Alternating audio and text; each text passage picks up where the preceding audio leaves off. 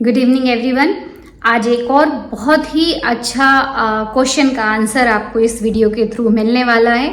आपने सुना होगा, कई लोग बोलते हैं कि मेरी इनकम, मेरी सैलरी बढ़ी नहीं रही है, मेरी इनकम बढ़ ही नहीं रही है, मैं स्टक हो गया हूँ एक जगह पे आके, और वो कंपनी, ऑर्गेनाइजेशन या जो ऑफिस जहाँ आप काम करते हो वो आपकी सैलरी बढ़ा ही नहीं रही है या बढ़ ही नहीं रही है, या बिजनेस भी ग्रो नहीं कर रहा है। इसको आप हर जगह इम्प्लीमेंट कर सकते हो, आपकी जो सिचुएशन हो। बस इसका एक ही लेना है आपको कि आप वो व्यक्ति जिसकी सैलरी नहीं बढ़ रही है उसका कारण क्या है। इस वीडियो में हम उसको जानने की कोशिश करते हैं एंड दिस इज ट्रू।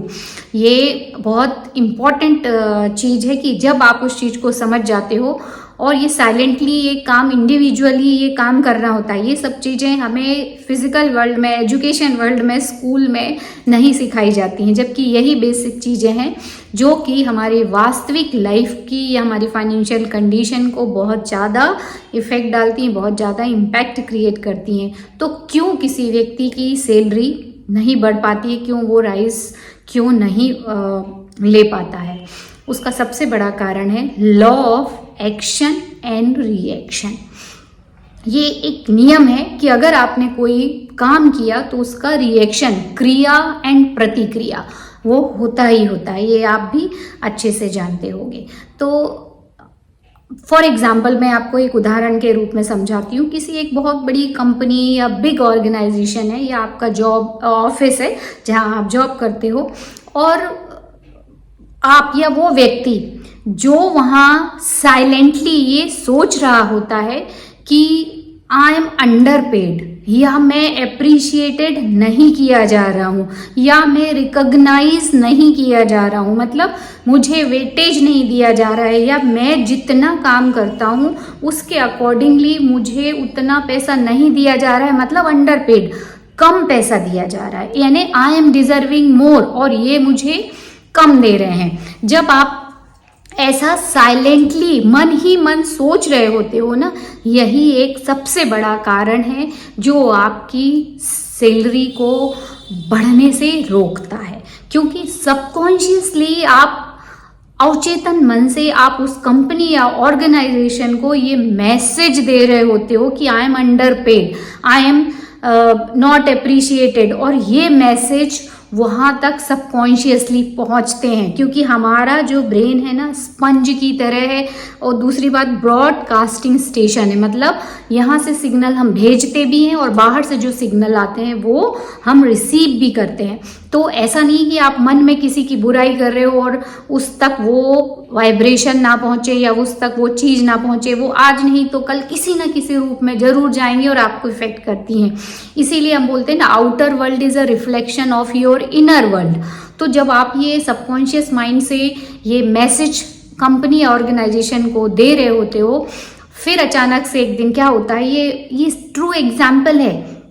ये डॉक्टर जोसेफ मर्फी की the power of your subconscious mind की बुक में है भी ये सेम एग्जाम्पल।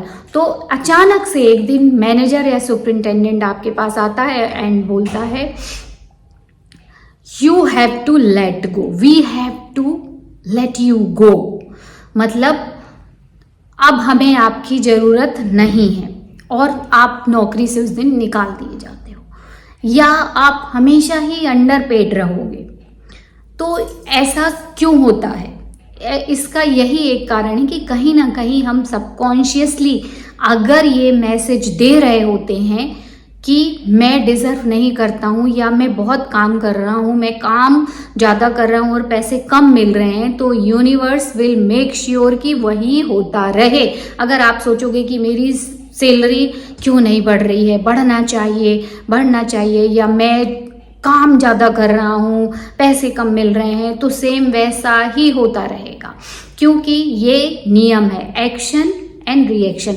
अब एक्शन आपने कहाँ लिया? एक्शन आपने लिया, आपके अंदर जो विचार आया ना, जो एक थॉट आई, वो एक्शन है, और उसका सबकॉन्शियस माइंड जो रिस्पॉन्स देता है वो उसका रिएक्शन है, और उसने अपना काम अपने तरीके से किया।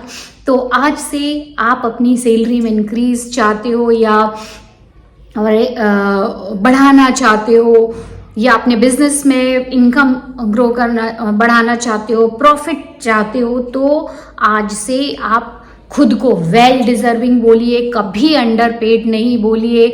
I am paid perfectly all right, या मैं जितना काम कर रहा हूँ उससे कई गुना ज़्यादा डिज़र्व कर रहा हूँ। बस आपको इस फीलिंग को फील करना है और मन ही मन इसी को बोलना है। अगर आप ऐसा सोच रहे हो अंडरपेड तो सेम कंडीशन होगी, नॉट अप्रिशिएटेड तो सेम कंडीशन होगी। Change it into I am well paid, और फिर देखिए कि कैसे आपके वाइब्रेशन चेंज होते हैं, कैसे आपका सबकॉन्शियस माइंड आपको जितना काम करोगे उससे कई गुना ज़्यादा मेहनताना देगा।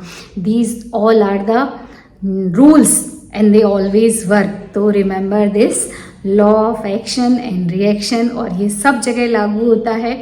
तो जो कुछ भी हम पा रहे होते हैं, जो कुछ हम बन रहे होते हैं, जो कुछ हम कर रहे होते हैं, वो कहीं ना कहीं इसी नियम के थ्रू होता है।